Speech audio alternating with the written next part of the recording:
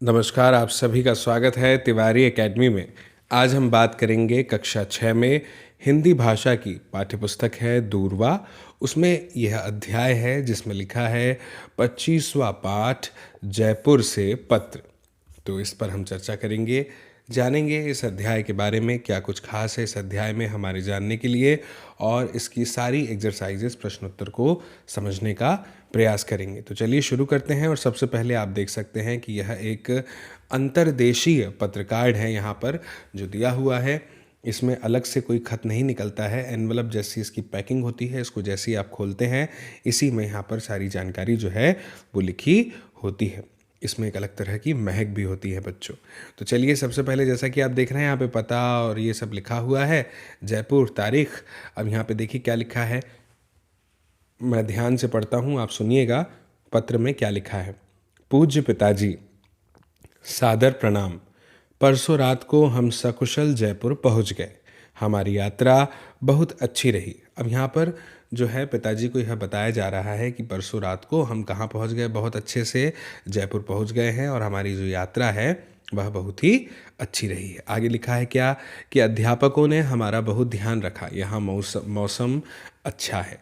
तो मौसम जो है यहाँ पर कैसा है, बहुत ही अच्छा है बच्चों, सुहाना है। और जो टीचर्स हैं बच्चों के जिन्होंने ये पत्र लिखा है उन्होंने इनका बहुत ध्यान यहाँ पर रखा है। आगे देखिए क्या लिखा है, कल सुबह जलपान करके हम सब लोग जयपुर की सैर के लिए निकले। अब वो ये बता रहे हैं कि कल सुबह सबने नाश्ता वगैरह किया और उसके बाद में कहाँ निकले, जयपुर घूमने के लिए निकले।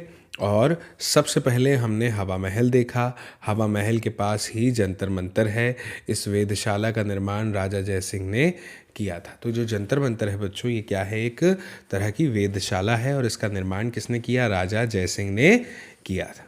फिर आगे लिखा है कि हमने घूम घूम कर जंतर मंतर देखा। इसके बाद हम रामनिवास बाग गए। ये सब बच्चों जयपुर में जगहों के नाम हैं जो हमें बताए जा रहे हैं कि ये कहाँ कहाँ गए हैं। फिर अब आपके मन में प्रश्न आ रहा होगा कि इसके बाद हम रामनिवास गए, यहाँ पे लिखा है तो रामनिवास बाग में क्या है। तो बता रहे हैं कि यहाँ एक अच्छा कला संग्रहालय है, यह दर्शनीय है। एक तरह से कह लीजिए कि प्रदर्शनी टाइप से है, बहुत सारी कलाकृतियाँ वहाँ पर संजो कर रखी होगी। फिर लिखा है संग्रहालय में जयपुर के राजा महाराजाओं के कपड़े, अस्त्र शस्त्र और उनके चित्र रखे हुए हैं। बताइए कितनी कमाल की बात है ना, कि संग्रहालय में क्या है, जयपुर के जो राजा महाराजा थे ना उनके वस्त्र रखे हैं, अस्त्र रखे हैं और शस्त्र रखे हैं, उनके चित्र भी रखे हुए हैं।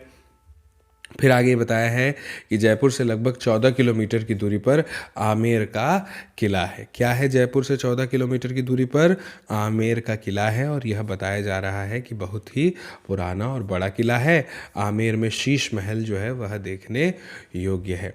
शीश महल के पास ही देवी का मंदिर है। मंदिर में दर्शन करने के बाद हम शहर वापस आए। रात को हमने राजस्थान के लोक नृत्य देखे। फिर राजस्थान का विशेष व्यंजन दाल बाटी चूरमा खाया। तो अब यहाँ पर जो है इस बच्चे ने जो है बताया है अपने पिताजी को कि जयपुर से 14 किलोमीटर दूर बच्चों क्या है, एक आमेर का किला है और वह बहुत ही पुराना भी है और बहुत ही बड़ा किला भी है। वहीं पर यह भी बताया है इस पत्र में कि आमेर में जो चीज़ देखने योग्य है वह क्या है, शीश महल है। और शीश महल के पास में ही क्या है, एक देवी का मंदिर है। और फिर मंदिर में इन्होंने दर्शन किए और दर्शन करने के बाद ये वापस शहर में लौट आए। और आगे ये भी लिखा है कि इन्होंने फिर लौटने के बाद क्या किया, राजस्थान के लोक नृत्य भी देखे। फिर राजस्थान का एक विशेष व्यंजन होता है उससे खाया। वो विशेष व्यंजन क्या है, दाल बाटी चूरमा। फिर आगे लिखा है कि आज दोपहर बाद हम झीलों के शहर उदयपुर जाएंगे और अगला पत्र उदयपुर से लिखूंगा। माताजी को मेरा प्रणाम और लता बहन को बहुत प्यार, आपका पुत्र अमर। तो बच्चों मुझे उम्मीद है कि आपको ये समझ में आ गया होगा, है ना। यह अमर ने अपने पिताजी को जयपुर की यात्रा का वर्णन करते हुए अंतर्देशीय पत्र लिखा है। और अब हम इस अंतर्देशीय पत्र को भी देख सकते हैं। यह जो एक ऊपर का हिस्सा है, अभी हमने अंदर से देखा खोल के, अब देखिए ऊपर से इस तरह से दिखता है। आप देख रहे हैं ना, यहाँ पे हम जिसको लिख रहे हैं उसका नाम लिख सकते हैं, उसका पता लिख सकते हैं, क्षेत्र का नाम लिख सकते हैं, तारीख भी लिख सकते हैं, पिन कोड लिखाता है इसमें, ठीक है। मुझे उम्मीद है। और ये देखिए टिकट को ध्यान से इसको चस्पा करना होता है तभी यह एक स्थान से दूसरे स्थान पर पहुँचता होगा।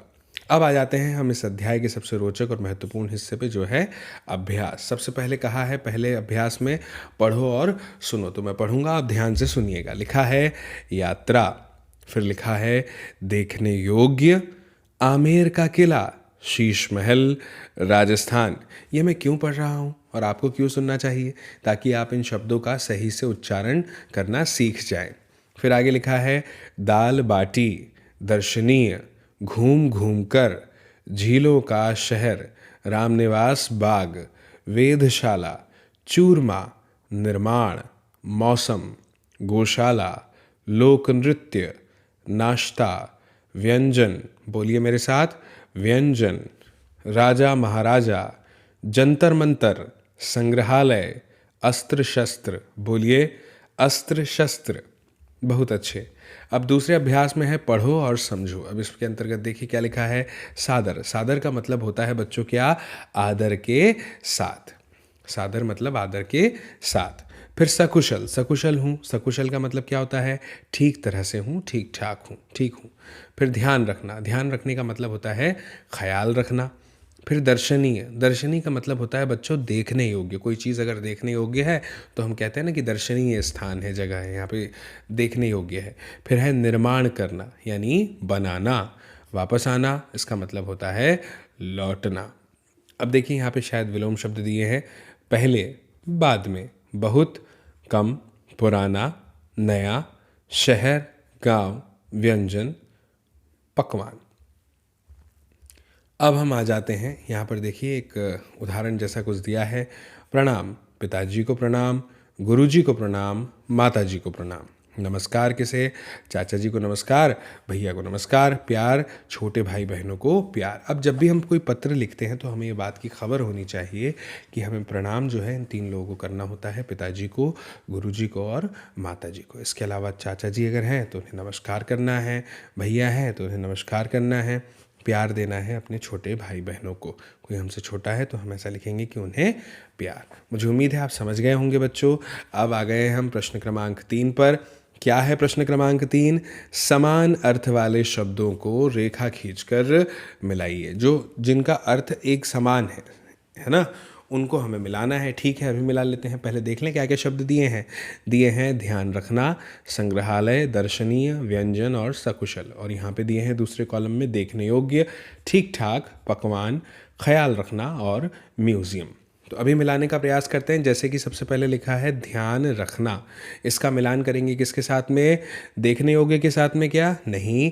ठीक ठाक के साथ में? नहीं। पकवान से तो मिलान कर दिया है। ख्याल रखना, बिल्कुल ठीक। ध्यान रखना मतलब होता है ख्याल रखना, तो इसका मिलान हमने इससे कर दिया। फिर है संग्रहालय, संग्रहालय का मिलान किससे करेंगे? संग्रहालय का मिलान हो जाएगा बच्चों म्यूजियम के साथ में। फिर है दर्शनीय, दर्शनीय मतलब होता है कि अब भी हमने शब्दार्थ में पढ़ा था देखने योग्य। फिर लिखा है क्या? सकुशल, सकुशल का मतलब होता है ठीक ठाक, तो इसका मिलान हमने इससे कर दिया बच्चों। अब आ गए हैं हम चौथे वाले अभ्यास के हिस्से पर। इसमें हमें क्या करना है? तालिका के प्रत्येक भाग से शब्द लेकर वाक्य बनाना है। बहुत ही सरल है ये, अभी बन जाएगा। जैसे क्या? पीटर मुंबई गया है, मोहन चेन्नई गया है, बच्चे पुणे गए हैं, पिताजी चेन्नई गए हैं, नीतू मुंबई गई है, रमा पुणे गई है, लड़की चेन्नई गई है, लड़कियां पुणे गई हैं। इसके बाद गई हैं ये वाला। इसके बाद में माताजी, माताजी मुंबई गई हैं, ये वाला। तो मुझे उम्मीद है बच्चों कि आप समझ गए होंगे, है ना, किस तरह से इनका प्रयोग करना है। अब आते हैं प्रश्न क्रमांक 5 पे। 5वां क्या है? तालिका के प्रत्येक भाग से शब्द चुनकर के वाक्य बनाना है। बिल्कुल ऐसा ही है, अभी बना देंगे। मैंने चेन्नई में अजायब घर देखा, ठीक है। हमने सिनेमा देखा, तुमने हैदराबाद में किला देखा, आपने केरल में समुद्र तट देखा, उसने सिनेमा देखा, शीला ने चेन्नई में समुद्र तट देखा, मोहन ने सिनेमा देखा। इस तरह से वाक्य बन सकते हैं। फिर लिखा है आज मैं पेंसिल नहीं लाया हूँ। फिर है आज मैं किताब नहीं लाई हूँ, या आज मैं कॉपी नहीं लाया हूँ, या आज मैं रुमाल नहीं लाई हूँ। इस तरह से पुल्लिंग और स्त्रीलिंग में आप बना सकते हैं। फिर है नमूने के आधार पर अनुसार वाक्य बदलो। यह भी बहुत ही सरल अभ्यास होता है बच्चों। तो अभी हम करते हैं इसे। नमूना सबसे पहले देखते हैं क्या दिया है। हम रोज़ बाज़ार जाते हैं।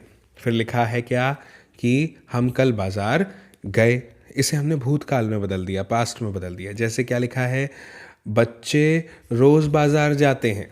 तो आप यहाँ पे क्या लिखेंगे, बच्चे कल बाजार गए। फिर लिखा है शीला रोज 9 बजे सोती है।